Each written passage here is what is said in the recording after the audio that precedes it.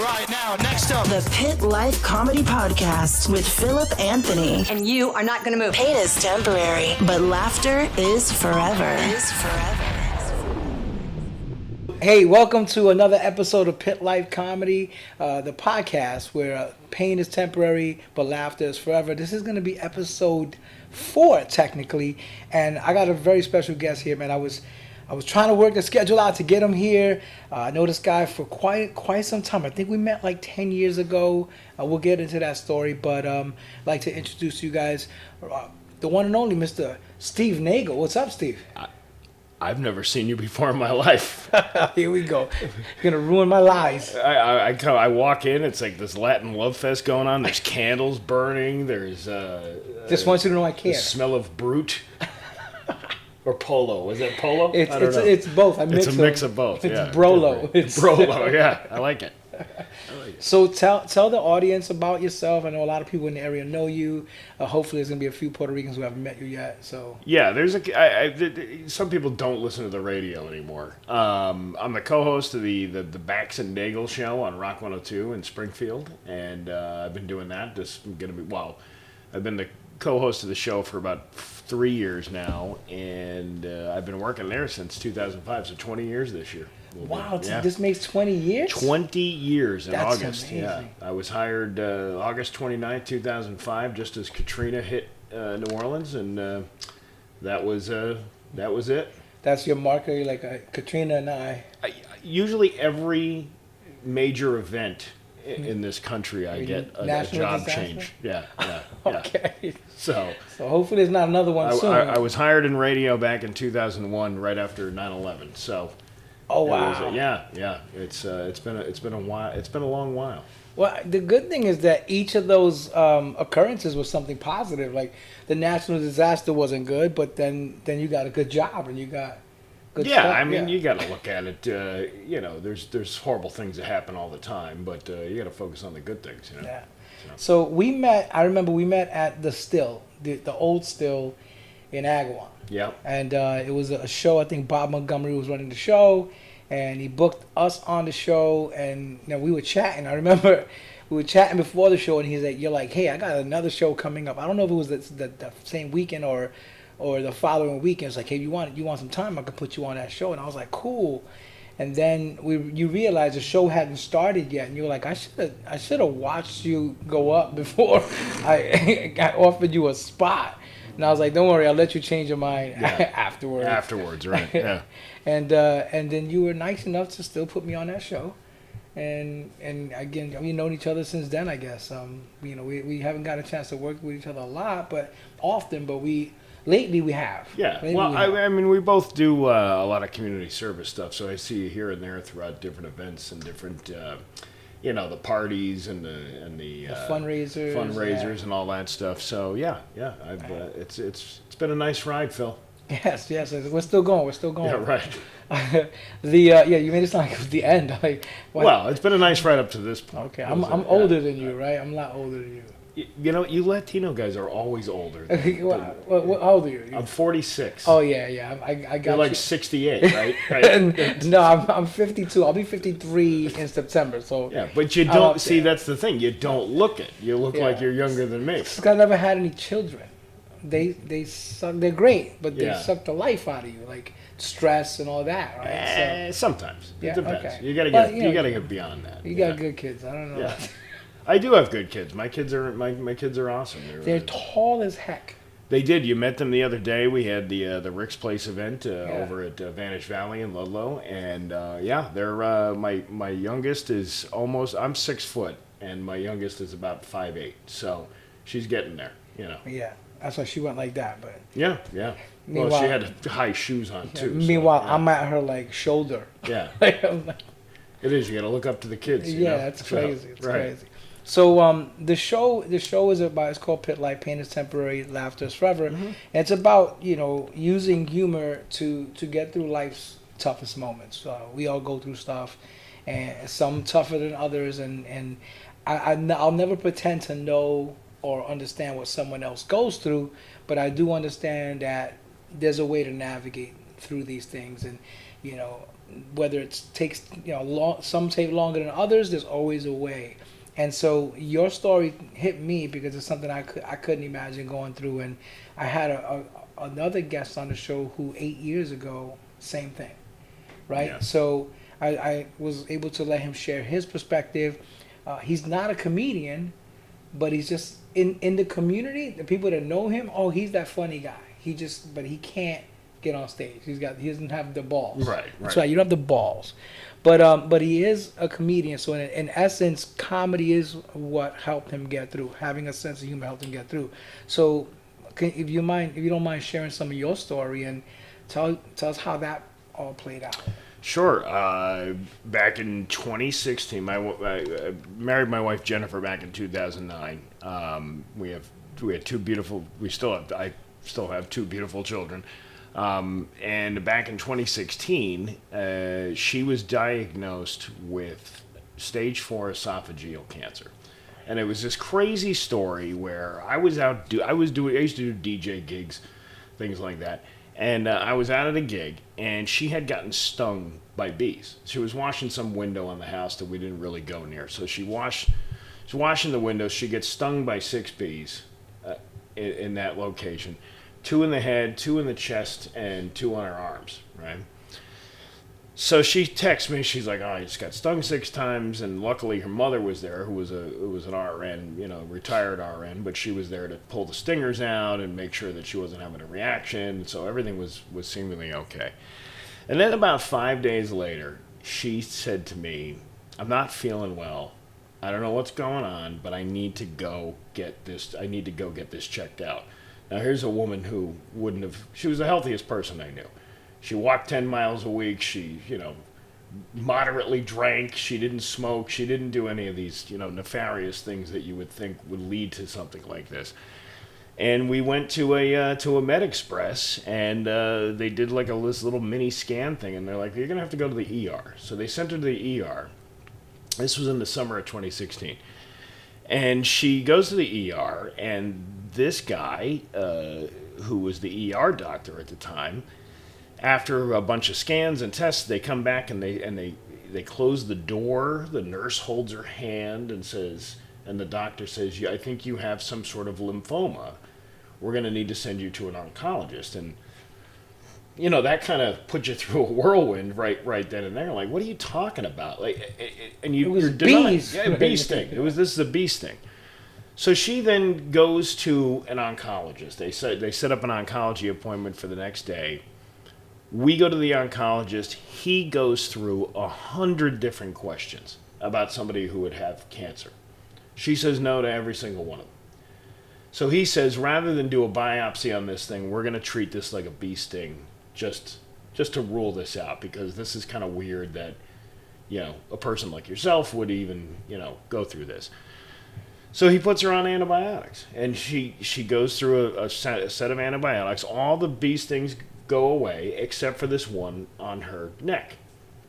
And after maybe like a month and a half, 2 months of that, of the antibiotics, it came to about November, beginning of November of 2016, and her stomach started swelling up like ascites, kind of like somebody with alcoholism would have. Distended stomach. And she was a thin person to begin with, so it looked, obviously you could tell the difference when it's not just somebody gaining a few pounds, this is something weird going on. So she goes back to the oncologist, they do a biopsy, and sure enough, it's stage 4 something, they don't know what it is, and they have to go through a series of tests, and after a few weeks, the day before Thanksgiving, she has a colonoscopy and an endoscopy, and they find a tumor at the bottom of her esophagus. And she was a kind of person that didn't want to hear bad things. We all know what stage 4 means. It's not good. But she was always so positive that she didn't want to hear anybody talk about end-of-life things. She just wanted to keep fighting this and go through it. So we went to Mercy Hospital. Excuse me. We went to Mercy for the Sister Caritas Center at the Cancer Center, and she would do treatments week after week. She'd do the chemo treatments. We had gone to Boston for a second opinion. They said, whatever they're going to give you down at Mercy is the same thing we would do here. So she goes through all the treatments, and by March of 2017, she looks great. She looks like a beauty queen. I have one last picture with her in March of 2016, and she was always absolutely beautiful, but she was, after going through all this treatments and everything, she's amazingly gorgeous. And 2 weeks after that, she starts getting leg pain, like severe leg pain. She can't figure out where it's coming from. She thinks it's the effects of the chemo.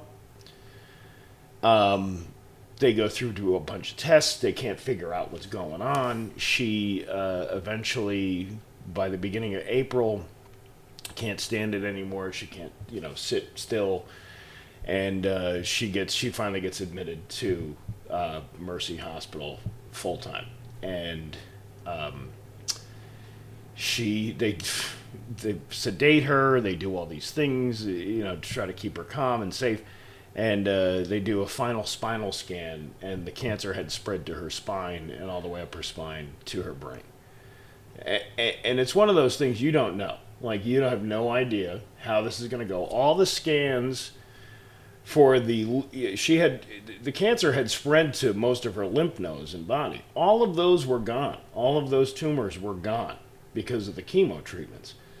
But it takes one little cell to slip in there and get into a spinal cord, and that was the death sentence. Oh, my God. So she was, they go. The whole hospital experience was pretty bad, because it's funny how the hospitals will woo you with birthing centers and all these beautiful things. Even the cancer centers are really nice, and they put all this money into them. But when you're ready to go, they put you in the 5th floor in the coldest room in the hospital. So it's, constantly, trying to keep her warm and things like that, and trying to keep her comfortable until they finally say, well, the insurance isn't going to pay for you to stay here anymore, so we got to send you home. So she was sent home, and she was there for 3 days until she finally passed away. I'm so sorry. Yeah. I couldn't imagine going through that, and the strength that you have to have and the strength that you've gained through this, because I know no one's prepared for anything like this. Nobody ever prepares you for it, and even as much as I thought about it leading up to it, you get those, and I don't want to say false sense of hope, because there are people that it does work out for, and you shouldn't think that it's not going to work out for you just because it didn't happen to me doesn't mean it's not going to happen to you. There are many times where people have miracles that happen to them. You shouldn't give up hope, But in my mind, even though she didn't want to talk about it, I was like, oh my God, what am I going to do? Like, how am I going to do this? And then you kind of get this sense of complacency when she's doing well, so you tend not to think about it anymore, and then boom, it just hit you, and it was the most devastating thing that happened to me in my entire life. It was just awful, and having to tell 2 children who were 5 and 6 years old at the time that they're never going to see their money again. So that was the hardest part, was having to tell them, and I remember sitting with there was a point where they called from the hospital and they said, this is where you learn a lot about medical stuff that you didn't really ever want to learn about in your life. Coding and stopping breathing are 2 completely different things.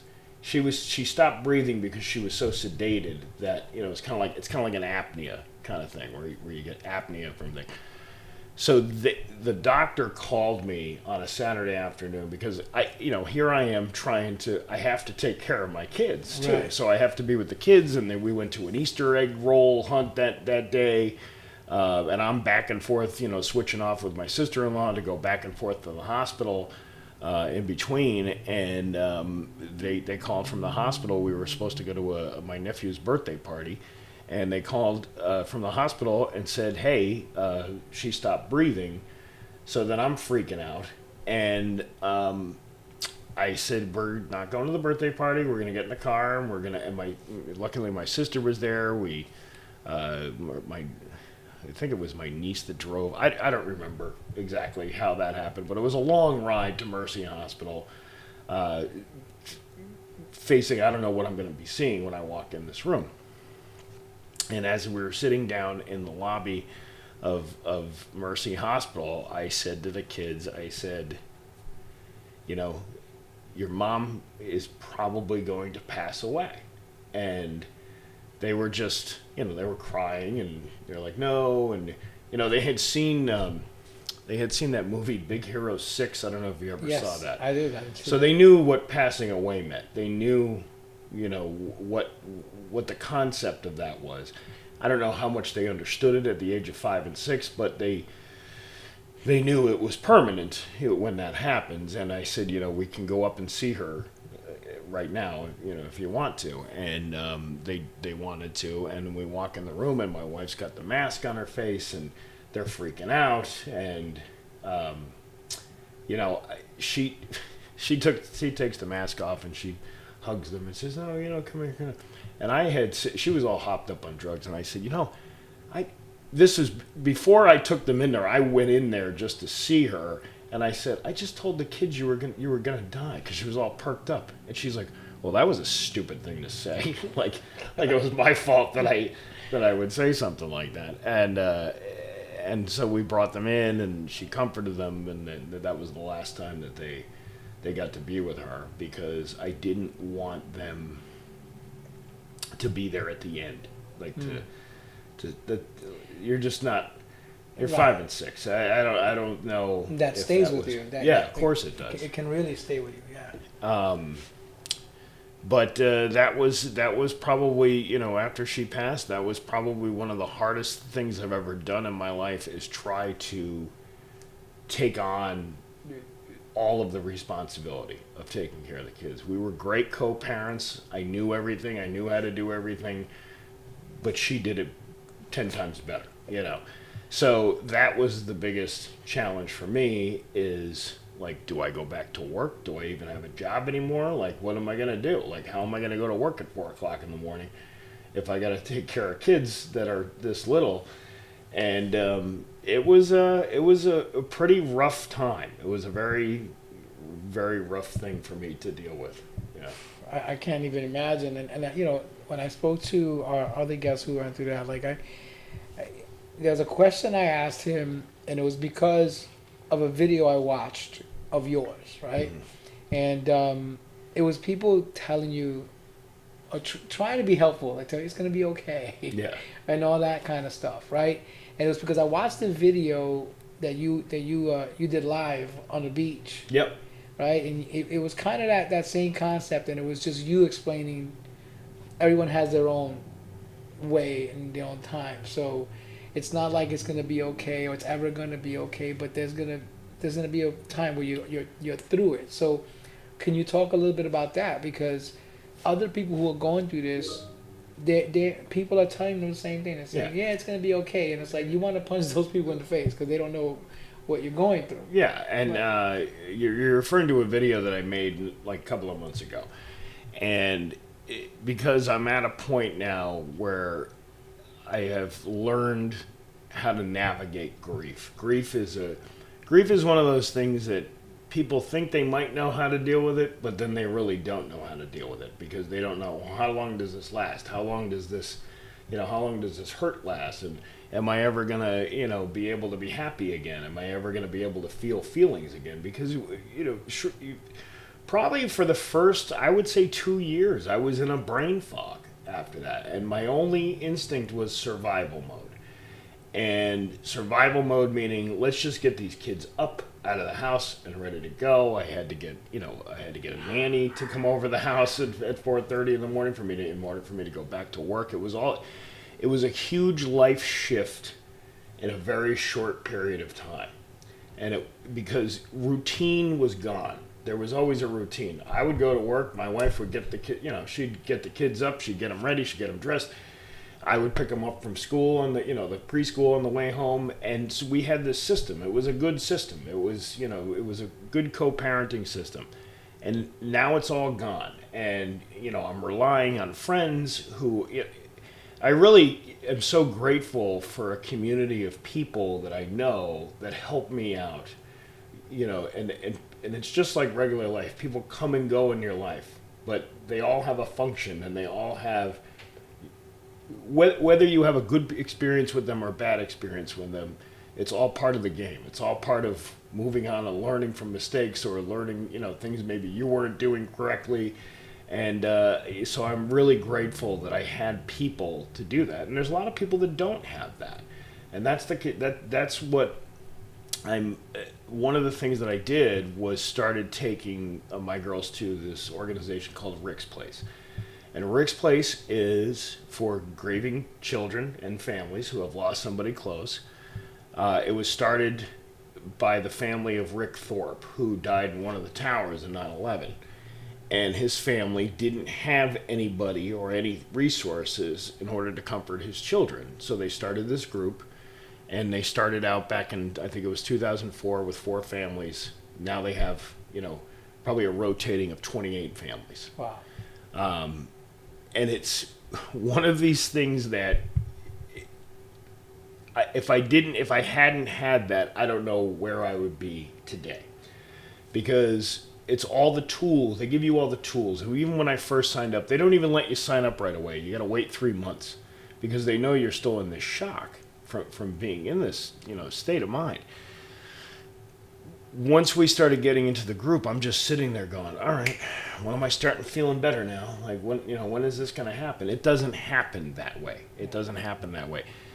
But it's a support group for not only adults, but then they do things with the kids. How to remember the person that you miss, how to remember the person that you love. A lot of kids, you can't force things on them. Kids are one of these. They grieve a different way. They get sad for a little bit and then they go back to playing. It's kind of like they're still balancing that part of their childhood where they're not really sure. The unfortunate piece is now my kids don't really remember their mom. They know. Think about how much you remember from when you were 5 and 6 years old.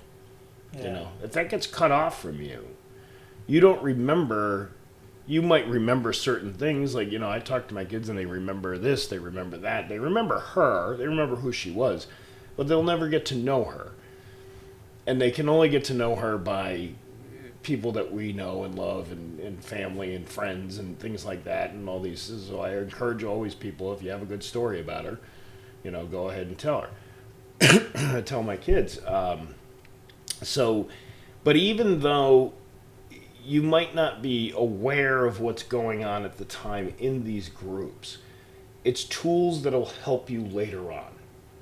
If you just, a lot of the stuff does sink in, and you're like, well, that's not going to happen to me. No, it will happen, because there's all people at different grief levels. There's people who have been there for 2 years.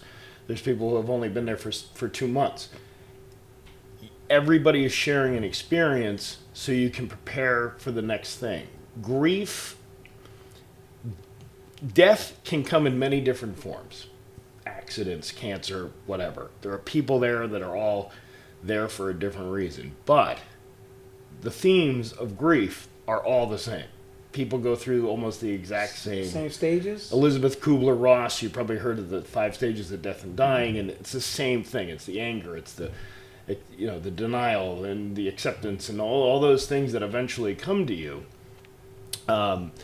It's the same with grief support. You might not use something at that moment, but things click in you later on. It could be a couple of years later. That's what happened to me.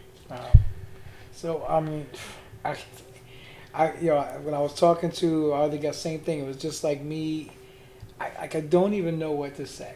So I know you were surrounded by people who didn't know what to say. What were some of the things that you wish you would have heard? I think I wished I would have heard. Well, I don't know if I wished I would have heard anything differently. I think I just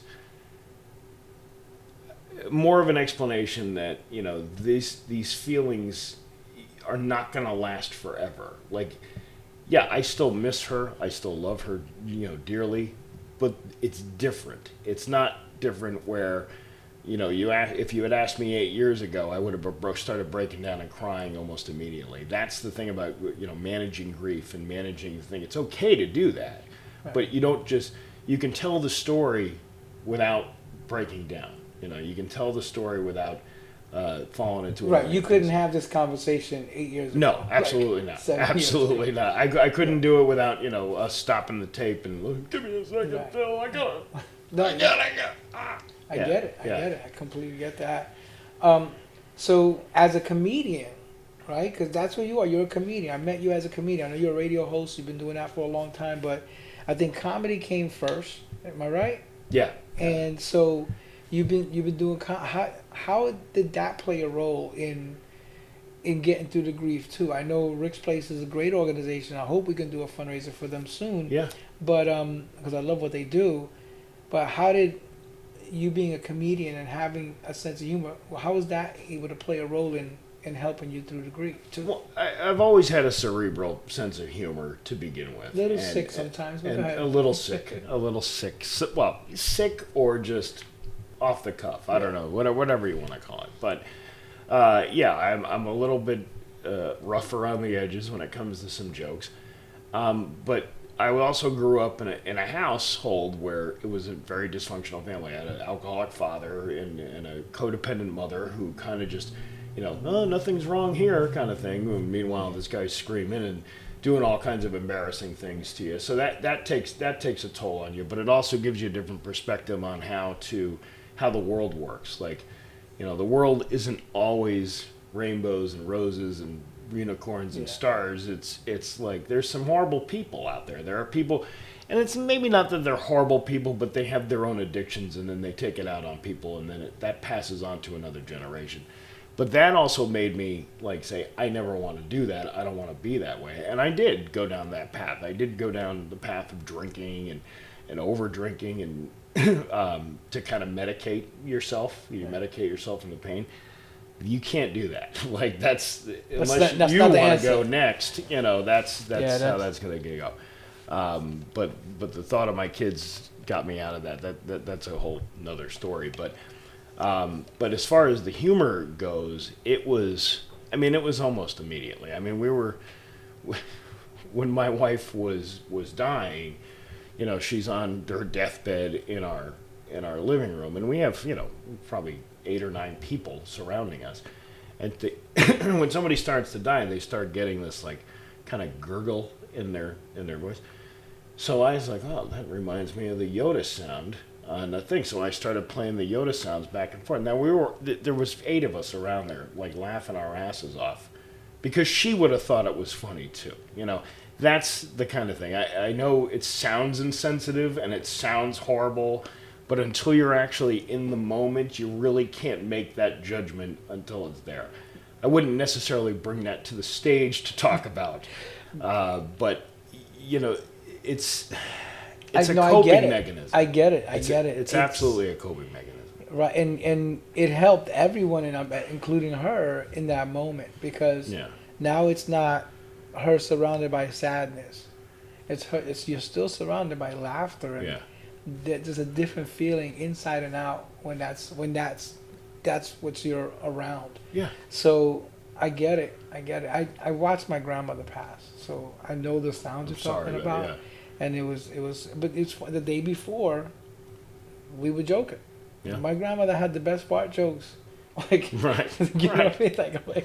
So we draw to that. We draw from that, and it helps us get through stuff. Right? It absolutely does. And even my wife, she, even though she didn't want to talk about those bad things, I remember going out with Barry Krieger from Channel 22. Right, Barry Krieger and I go out to lunch, and he brings along one of the 22 News girls. Beautiful girl, Juliana Mazza, I believe her. She's no longer in this market, but we sit down, we go out to lunch, and I get home. My wife comes home from work. She's got the chemo pump on her. She's sitting in the chair, and we're watching 22 News, and I go, that's the girl I had lunch with there, and she's like, look at you. And I would go, what? She's getting all giddy over this young girl on TV. She's probably 25 or 26 years old. And I said, wow, I'm not, come on, you're overreading this. And then she turned over and she said, well, say hi to your new mom, kids. Because that's the kind of just person that she was. I mean, you have to look at it in a way where death is inevitable, Phil. I mean, you're not going to be able to escape it. Absolutely. And as horrible as it would, I wouldn't say these things to somebody else. This is just the way I do these things. I talk about my life, and I talk about, dating women and people, wanting to throw themselves at you because you're a widower. Did you know that's a thing? I've heard. There's a comedian named Rob Santos who calls it PCP. He said it's because he almost lost his wife to cancer. He was like, I'm going to get the post-cancer pussy. That's what he... Post-cancer pussy.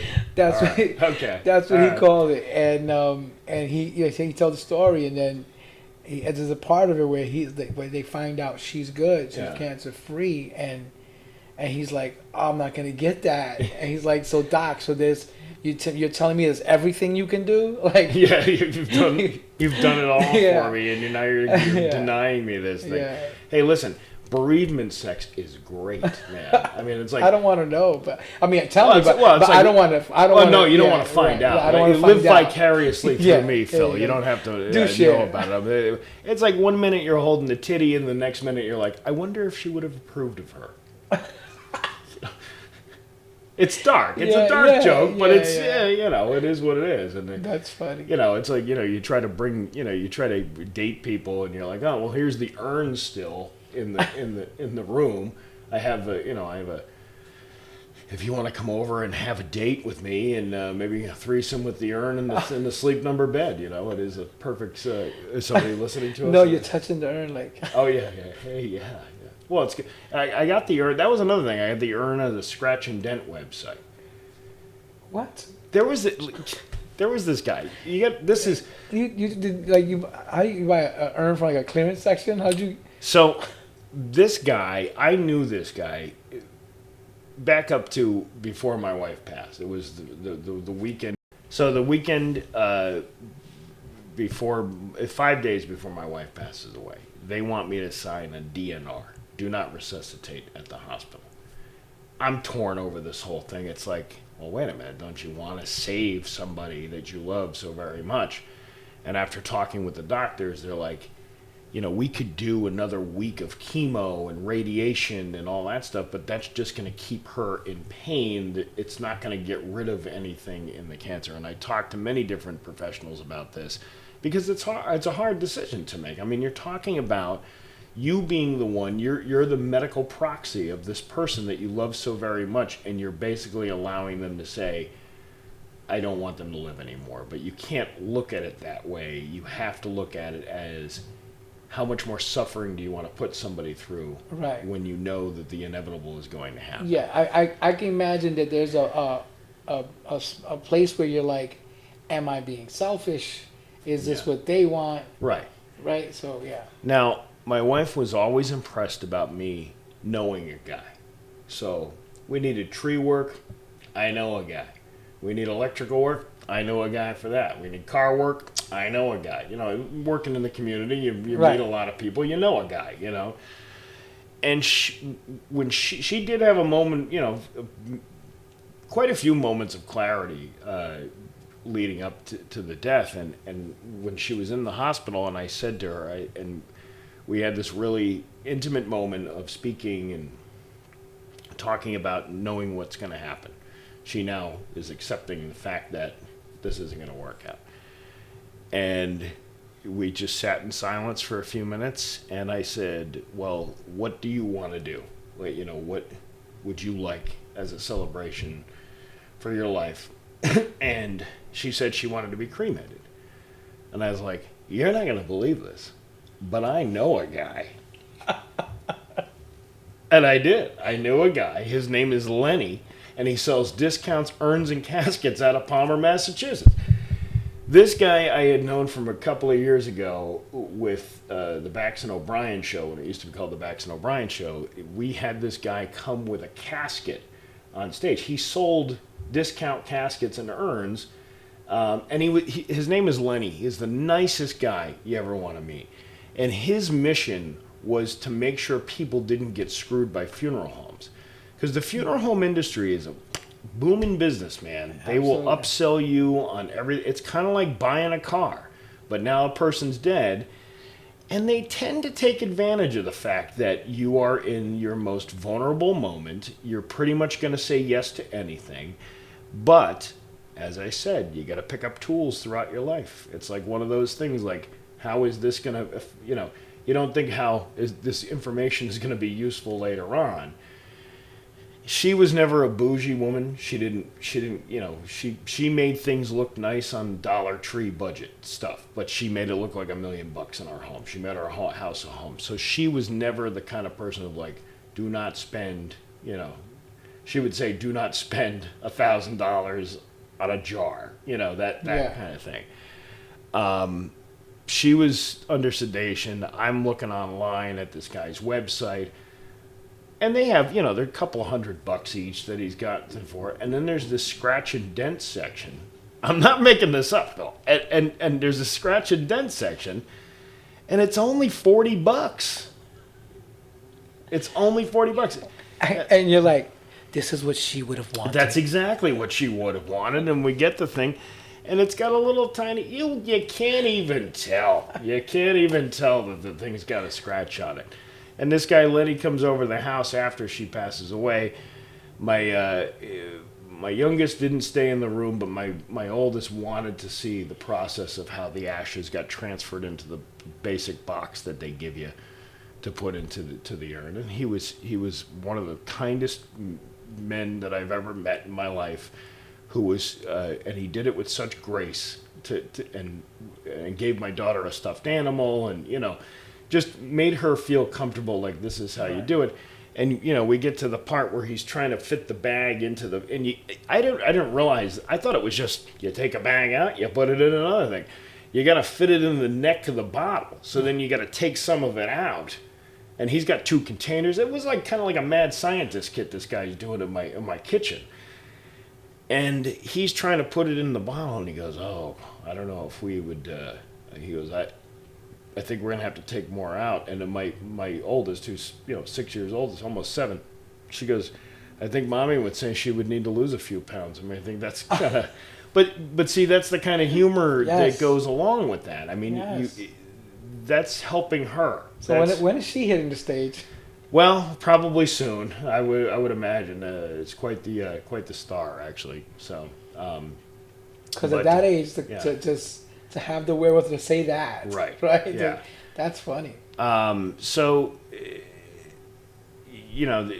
that's kind of that's where humor has kind of entered into things. The humor's always been there. Yes, it's as dark as things can get, as dark as things can be. There's always a joke to be made, because, again, we're all going to be there someday. Yes. Something's going to happen. Yep. We don't know when. George Carlin said it, right? He said, and George Carlin, right behind you, he said, we got to stop taking life so serious. None of us are going to get out of it alive. Exactly, right. And that is a quote that I heard him say when I was like, I want to say 13 years old. Right. And that stuck with me forever, because I'm like, wow, that's true. Like, why are we going to stress out everything? Like, at the end of the day, we're all going to end up the same way.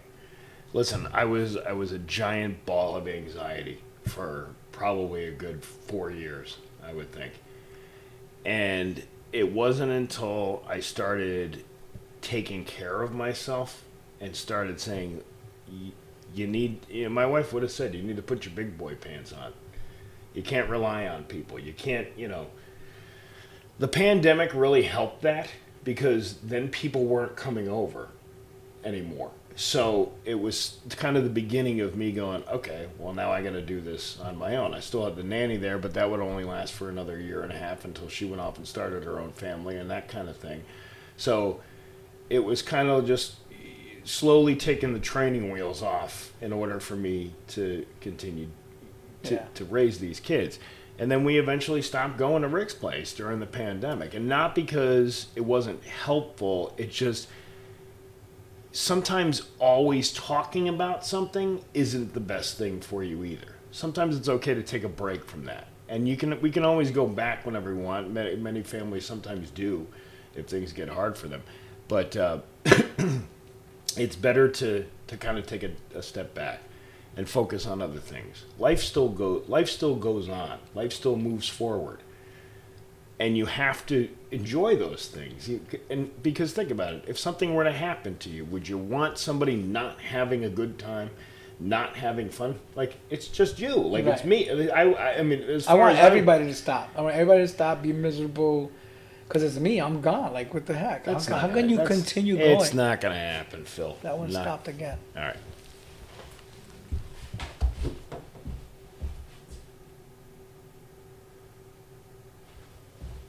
You out of memory? Oh, yeah, I am. All right, so we're going to continue from this one here. Sure. Then I'll just edit it there, that's fine. So let's wrap it so there's not too much Yeah.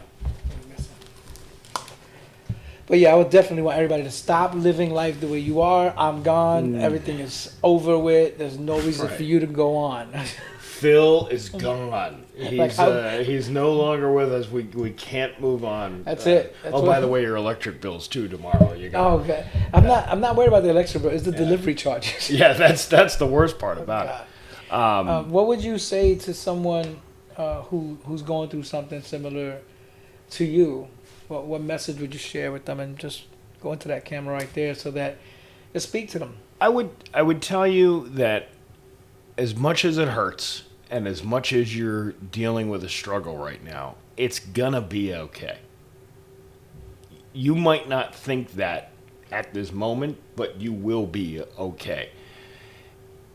But you have to take care of yourself. And it's okay to be sad, and it's okay to be grieving over somebody, and especially a huge loss for you. You know, when a parent dies, if they're older, if they're in their 80s, yes, it's still a sad thing, but it's also more acceptable, I think, in a way, because you're like, okay, well, they lived a good life. They lived a long, good life. When somebody dies at the age of 43, you don't really think that way. You don't really grasp it that way. And I think it's much more devastating when something like that happens, especially when there's children involved. That's who I felt the most for, was my kids. Yes, I love this woman and I miss her so very much. She was, a soulmate type of thing. You cherish that.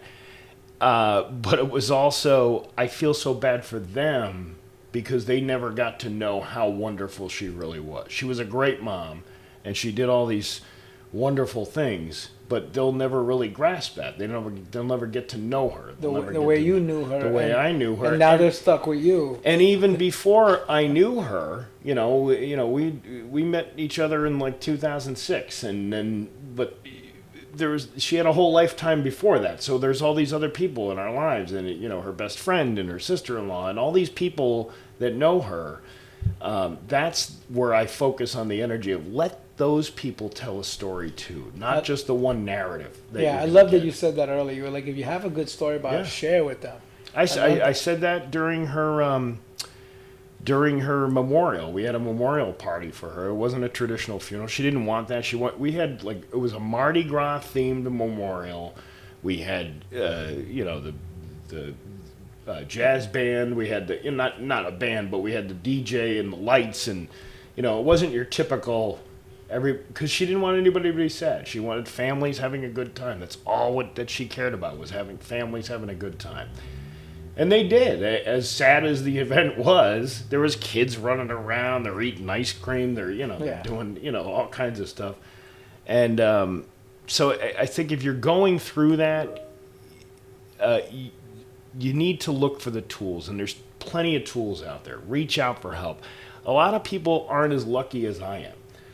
I know a lot of people because of what I do, and I had a lot of resources, and I had a lot of people that wanted to step forward and help. There's a lot of people out there that don't get that. I remember when it happened, and I remember online, everyone was reaching out.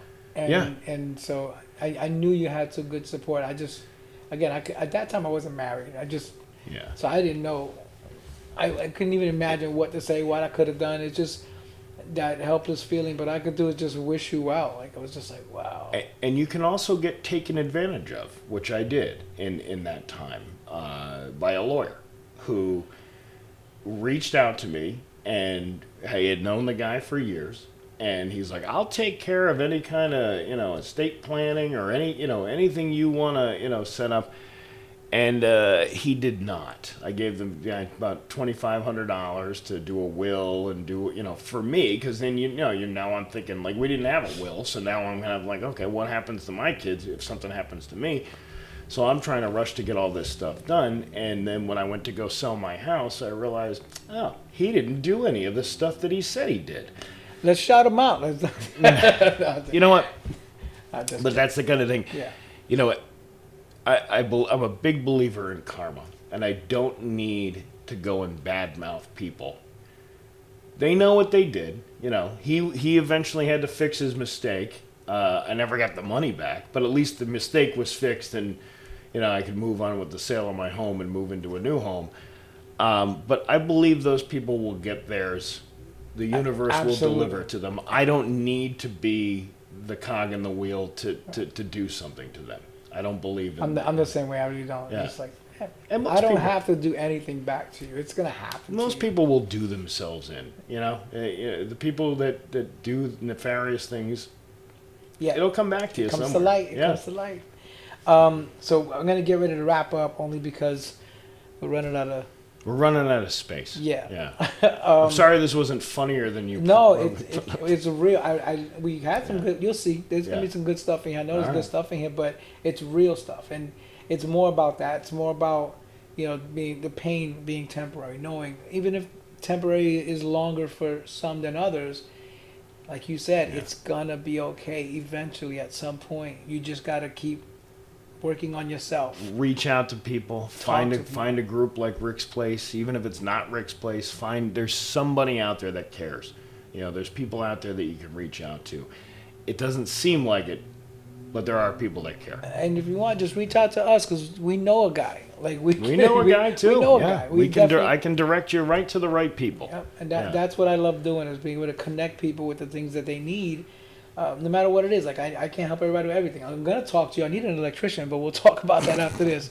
I want to thank you guys. Thank you for being here, man. I appreciate it. I know that your schedule is crazy. For you to come and take some time to be here this It's time. summer now. The Yeah. kids are out of school, so it's a little bit easier now. Appreciate it. But yeah, I appreciate you having me on, man. And we're going to be working together more soon. And again, thanks so much for being here, Steve Nagle. Catch him every morning on Rock 102 on the Backs and Nagle morning show. It's hilarious. It's fun. Well, also it's okay. It's not hilarious. you have a lot of good moments. Sometimes, bro. yeah, there's sometimes. Yeah. When I get to listen, I listen. Right. Sometimes I'll listen on the way, and then when I get to the office, I'll put it on the TikTok while I'm working because I get to the office like 7:30. When Right. everyone gets there, the earliest is 8:30.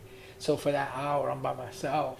So I'll put it on. Then when they come, I have to turn it off. And then, so I listen sometimes. So I get on TikTok, and you see me jump in and comment. Can't let anybody know I'm listening to this garbage. Yeah.